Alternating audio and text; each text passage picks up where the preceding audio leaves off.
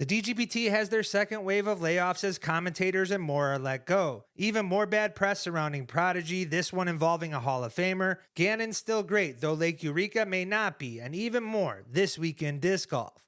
What's going on, all you disc generates? It's Swiss Cheese, the one with all the holes in his game, and you're watching This Week in Disc Golf, where I cover all things disc golf from the past week.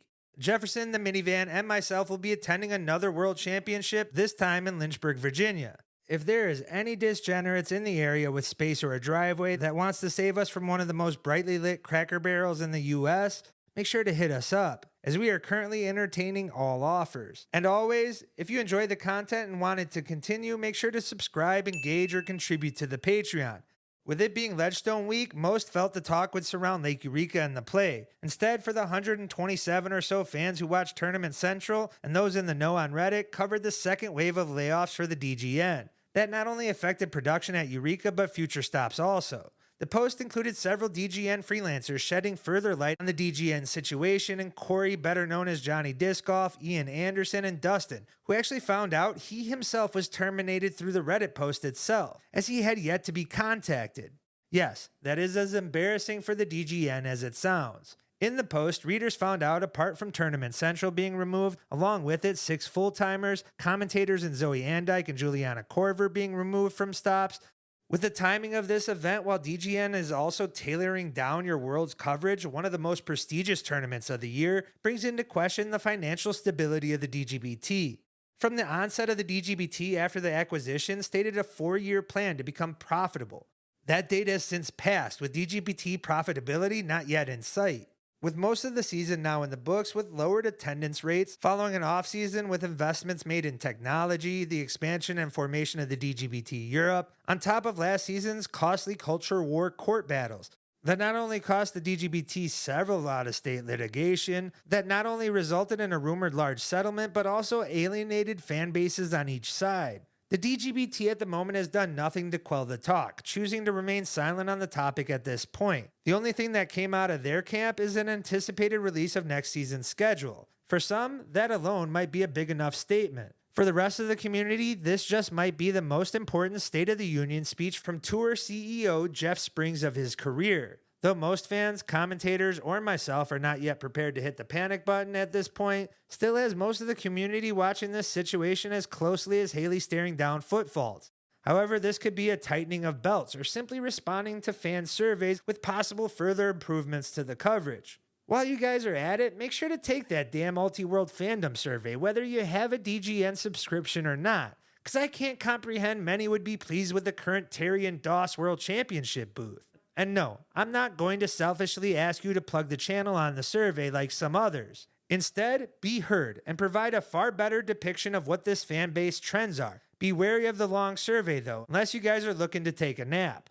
Thankfully for nearly all of disc golf and the DGPT, there's still Prodigy though, as they themselves were called out on a Reddit post as the event and project manager for Prodigy allegedly, and I want to highlight allegedly, scammed amateur disc golfers with a bait-and-switch AM payouts at a Star Series event. The TD has been accused of changing the event from a payout instead to a player's pack on the final day, followed with even further accusations of censorship and even bribery, with receipts of deleting posts, communications, and even phone messages. As this has transpired over several months, as this poster has held on to these accusations more than any Prodigy basket ever hopes to hold on to a disc. That, and Wild Run's Disc Golf has done a far more in-depth breakdown of this Reddit post, so go check out his channel for even more details. Or check out the post for yourself, as it's packed with passive aggressiveness or even worse PR decisions. As this post had a further downward spiral into a far larger issue once Will Schustrick of all people got involved. Will came to the defense of his employee while not addressing the initial claims made by the original poster, that being the TD in question's alleged bait and switch at not only that AM payout, but rumored at others. Instead, choosing to highlight the OP smear campaign across several platforms, the poster's admittance to being wrong on a part of his post, highlighting Prodigy following pdga guidelines, and funny enough, the fact due to the AM's place would not even have qualified for a payout at all if there was one, in what many accused the Hall of Famer of punching down on an MA4 player's finish. Not the best look for Will, or Prodigy, even though he goes on to say those were not his intentions. Going to show, guys, you never post angry, as there seems to be no resolution in sight unless PDGA decides to get involved by following up to the official complaints made by the original poster. Beth at 69. I just told myself, you got to will this one in there. Whatever you have, just will it in there. This man is unbelievable. This is what athletes live for. This is the moment. What's been a bizarre week didn't stop there, as Ledgestone featured some odd OB disputes, some extensive coverage of slip and slide action, a spotter getting Spartan kicked by a double G roller, creating outrage and accusations. Shutout needs to go to Scott Stokely for landing the interview for clarification. But in the end, leave it to Gannon Buhr to provide some consistency as he won yet another plus event, his third on the season. In fact, now winning 4 of the 5 4-day events on the year. This one comfortably by 7 strokes over Ezra Robinson again. Gannon Buhr's season has some considering this season possibly being as good as a Macbeth 2015 season. As every year, fans and internet personalities seem to look to rewrite history books with today's performances, while Kelvin Heimberg and Chris Dickerson both climbed to a share of 3rd place on the final day.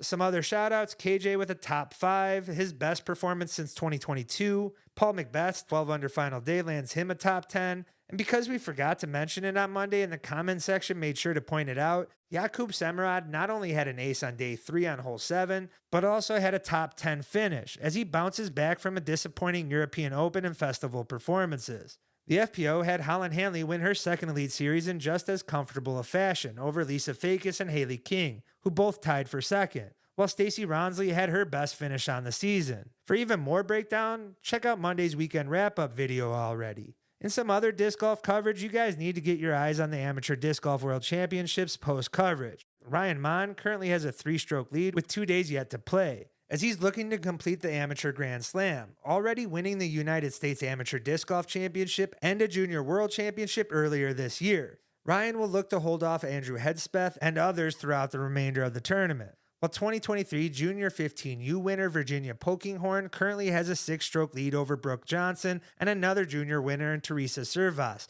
Over on the DGPT Europe scene, the silver event, Yarva Open, had Juna Henninen win comfortably by 5 strokes after back-to-back 9-under rounds on day 2 and 3, while veteran and RPM sponsor Sophie Borlaike took a 2-stroke swing on hole 3 and never looked back from there to grab her first DGPT silver event win on the season. And in other news, Yuli addressed the rumor mill surrounding him being, quote, jumped, and just like him, I'd like to provide some clarification. First, I want to commend Yuli for speaking out on the situation and taking responsibility. And second, even more impressively, silencing Brody for up to a solid 11 minutes. Yuli never mentions the disc golf world directly, but with comments on the post implicating us and our video covering the details that I personally wrote, I feel I need to address a couple points also. First, I'm a fan of Yuli and hope for a successful and quick recovery. In fact, I've done unpaid ad reads for his very own foundation here on the channel in support. Only for us to reach out to collaborate for an interview and was ghosted worse than Brody's 2024 Disc Golf Pro Tour. To be fair, that one was a shot, but when our channel and show is touring more than a co-host and pro on a podcast called The Tour Life, it's justified. That and DMs are only received if you're following. So Yuli, if you are watching this week and hoping for our success, maybe give us a follow, and I'll be sure to reach out for clarification moving forward. But look, like Yuli, I stand by what I wrote and the research that was done for the piece. Despite us being known by many as a negative channel, we strive to do what's best for the game, and at times, unfiltered honesty is the means. We sat on this story and even chose to bury it till his Instagram post. In fact, I'm even burying this response late in this very video. Spoke to a number of sources and still chose to omit the names with Yuli that night. That in the disc golf world doesn't delete comments. If we did, you'd see a lot less of those clickbait posts on our content. Those are my favorite, by the way, guys. Keep them coming. So though I honestly don't believe this reference was directed to us, still needed to be said. As for Brody's comments about keeping their content on the course and out of people's personal lives, we are only sharing posts that pros have made public themselves or already reported on, in large part in nearly every instance that help further promote the player. And what is the perfect segue to our quick hitter segment? Discmania releases Gannon's Cloudbreaker, having nearly everyone besides Discmania's marketing team question why no name change. It seems weird, but assured Gannon was on board with the legacy name. Andrew Presnell asked fans about interest in a team doubles match, which I certainly love the creativity of. Would it be better than an all-star event any day, or anything that's not a distance competition? Guys, do you remember when the game's live scoring app function was more technologically advanced with less bugs, a US DGC tracker, and favorite players? Drew Gibson remembers, that's who. Valerie drops out of Idlewild, hoping to get healthy for a World's run. Bernoulli Sports, sick reference by the way, has become the first PDGA certified company in the world to offer 100% biodegradable discs. Though the release date is yet to be announced, has garnered some intrigue and buzz, certainly on this side of the microphone. Austin Turner brings back the stash, making him look even more like the guy the bride doesn't want to invite to the wedding. And guys, that wraps up this week in disc golf. If you've enjoyed and not subscribed, make sure to do so, as it helps fund another tour leg and this channel. Make sure to like, comment, and share, and if you want more, continue to check out all our content.